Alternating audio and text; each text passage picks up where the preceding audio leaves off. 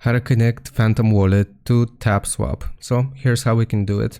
First, you want to go search for Phantom Wallet and click on the first link that pops up. Now we will click on download for Chrome, which is going to take us to the Chrome extension, and you just want to select add to Chrome here. I already have it added. Now, once you have the app installed, we will click on extensions here or the puzzle piece, and you will be able to see Phantom. So just click on Phantom and log in with your account. Now, afterwards, we will click on the icon here at the bottom right corner, just like that, and we will search for Tapswap.